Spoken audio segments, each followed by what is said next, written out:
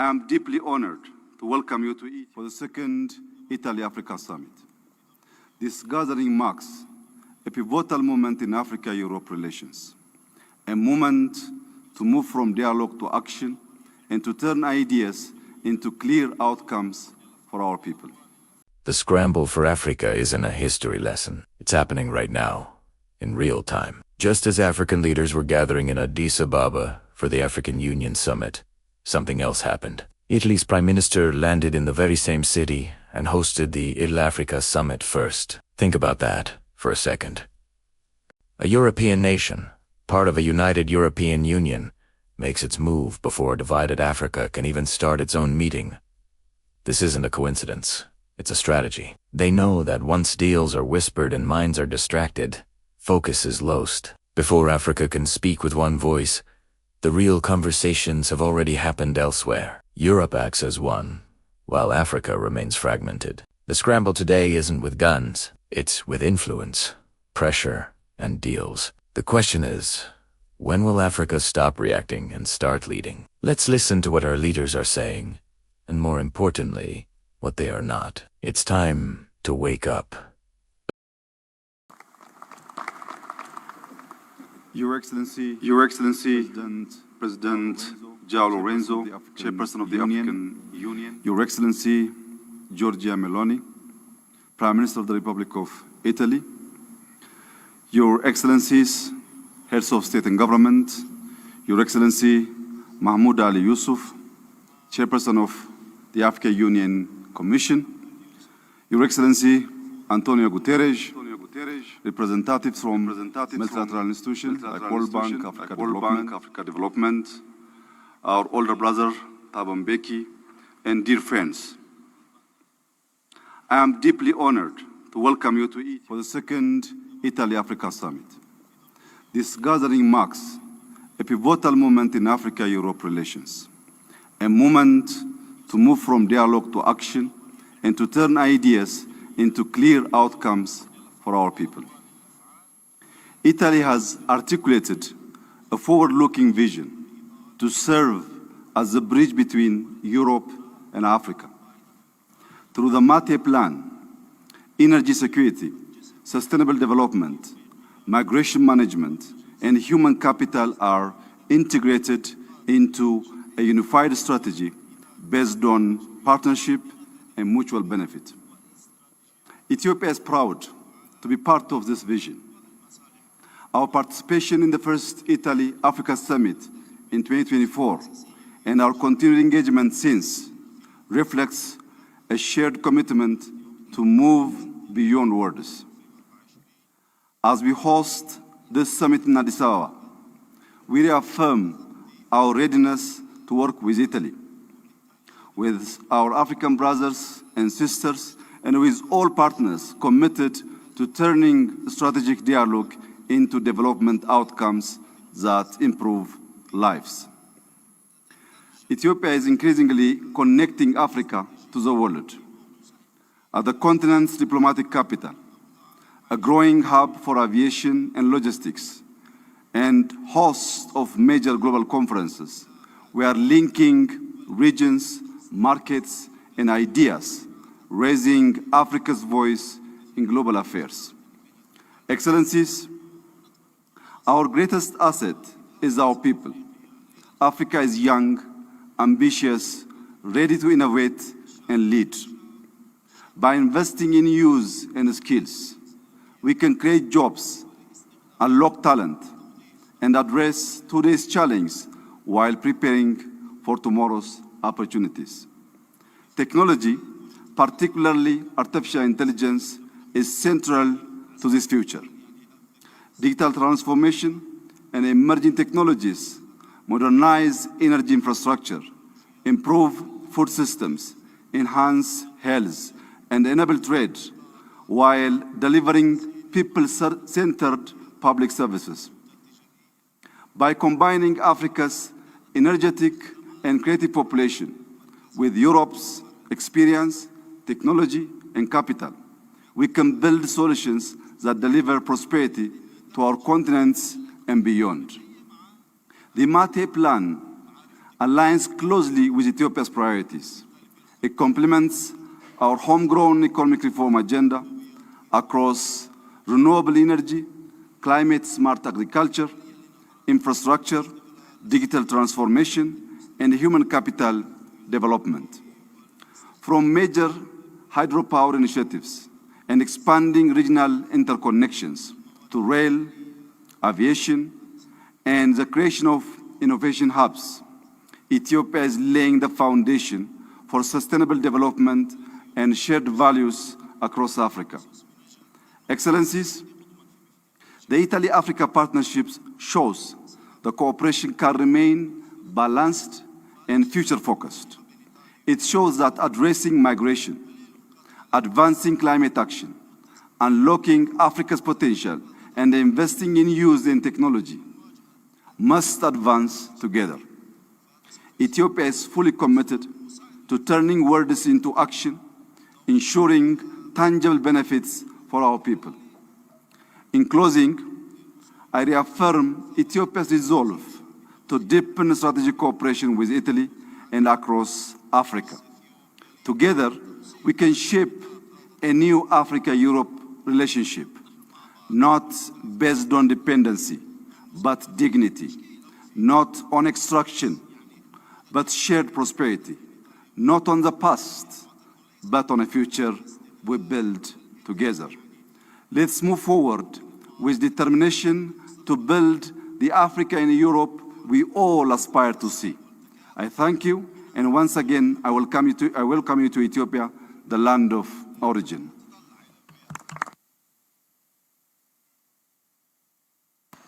Thank you. Result of the precious cooperation we have established with the World Bank, the institutions operating internationally. Over the past 2 years, we have launched and completed concrete projects of great social impact. We have invested billions of euros in terms of public and private resources, and we have done it by adopting a method, engaging the best energies of the Italian people in a teamwork that is enhancing the whole system.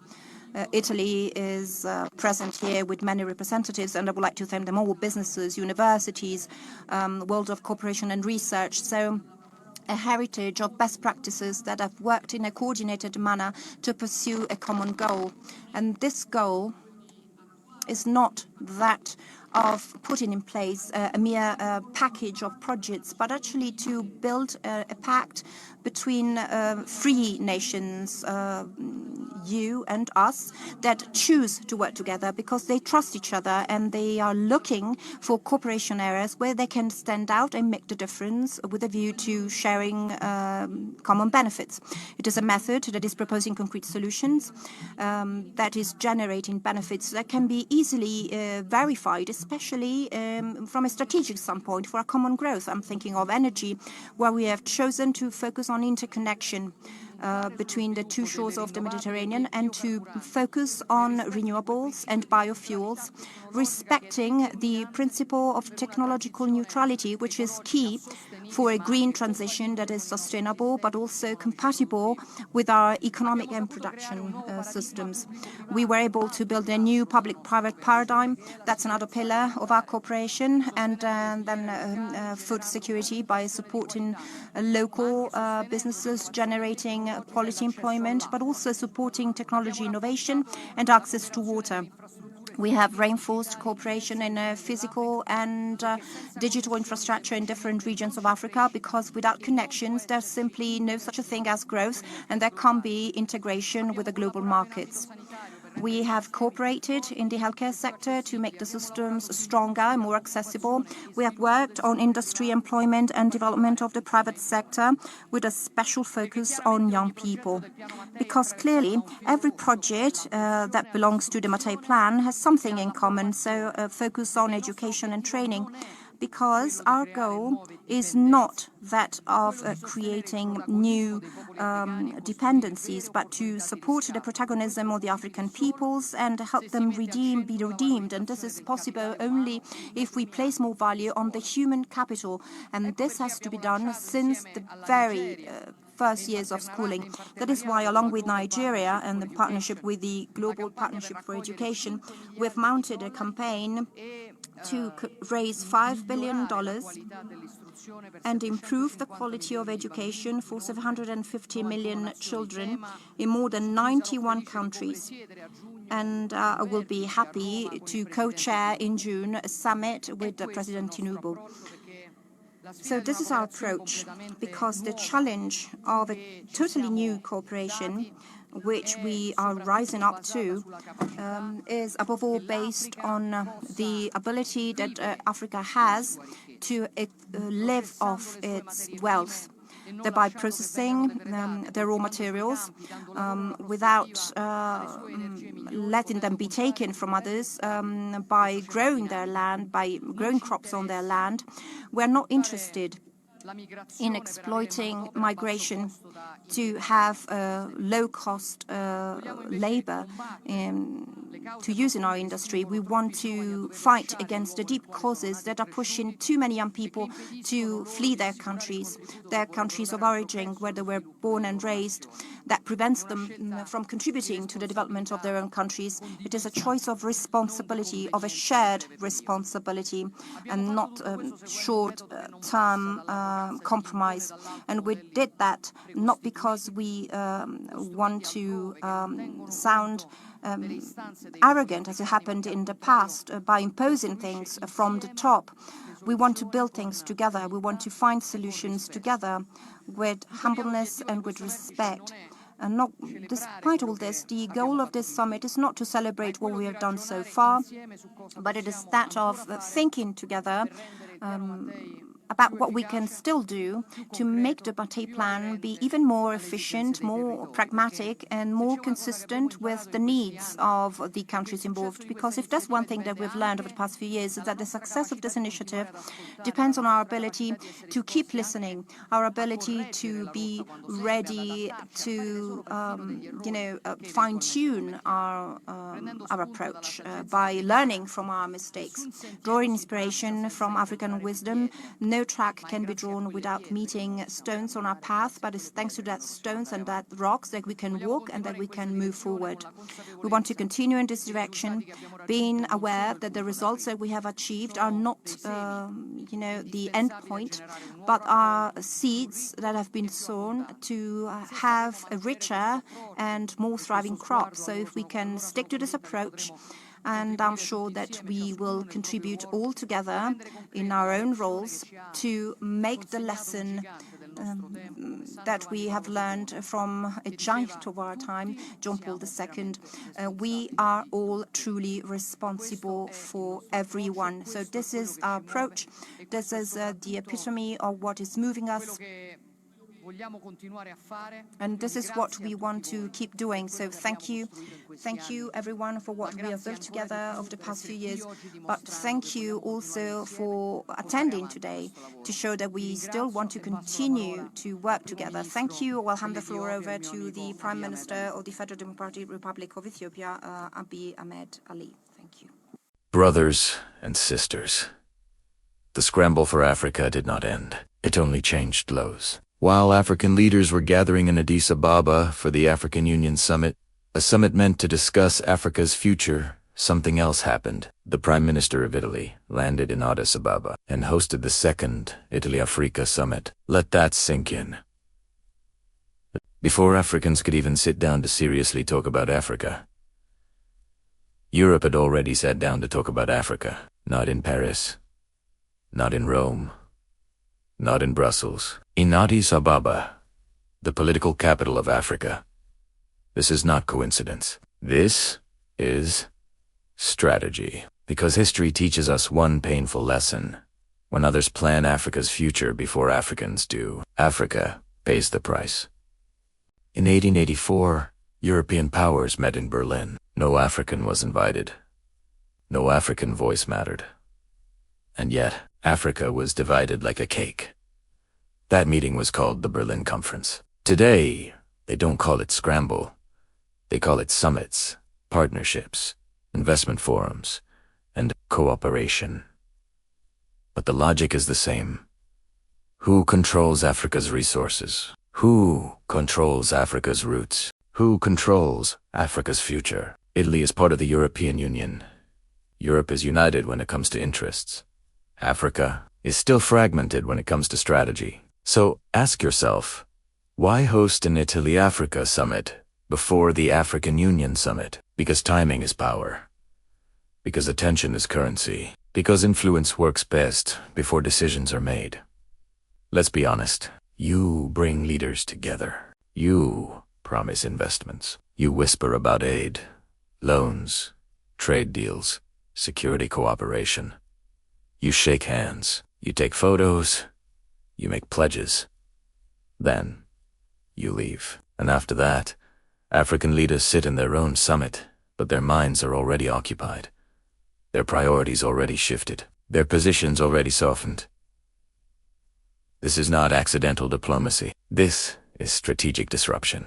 You talk to them first. So when they meet each other later, they don't speak with one voice. They speak with 20 different promises in their pockets. A divided Africa is easier to negotiate with. A united Africa is harder to control. Let's be clear. This is not about Italy alone. China has its summits. Russia has its summits. The US has its summits. Europe has its summits. The Gulf has its summits. Everyone is summiting about Africa. But where is Africa's unified position? Where is Africa saying, we will negotiate together? We will set the terms. We will protect our resources. We will define our development. Instead, we still have one country signing this deal, another country signing that deal, one leader promising this, another leader promising the opposite. And the continent remains rich in resources, but poor in power. Africa is not poor. Africa is poorly organized. When foreign powers rush to meet African leaders before Africans meet themselves, it means three things. 1. Africa matters more than ever. 2. Africa is still vulnerable to influence. 3. Africa is still not speaking with one strategic voice. They are not coming because Africa is weak. They are coming because Africa is valuable. Your minerals, your land, your energy, your markets, your youth. Your location, the new Scramble, is not with guns and flags. It is with contracts, debt, military agreements, infrastructure deals, partnerships, cooperation frameworks. And if Africa is not careful, we will wake up one day and realize we sold the future in small pieces. This is why Pan-Africanism is not poetry. It is survival. This is why African unity is not a slogan. It is strategy. No African country, not Nigeria, not South Africa, not Ethiopia, not Egypt, can face global powers alone and win long term. But together, Africa is the largest free trade zone in the world, the youngest population on Earth, the richest continent in resources, the future market of humanity. The problem is not Africa's potential. The problem is Africa's coordination. So we must ask, why do outsiders plan faster for Africa than Africans plan for Africa? Why do we accept being invited to other people's agendas? Why do we struggle to defend our own common interests? And the hardest question of all, when will Africa stop being a meeting place and start being a decision maker? The scramble for Africa is real, but this time, it doesn't have to end the same way. History is watching us. Our children are watching us. The world is watching us. Africa does not need more promises. Africa needs position, unity, and strategy. Because if we don't sit at our own table first, we will always be served someone else's menu. Thank you, Africa. Mama.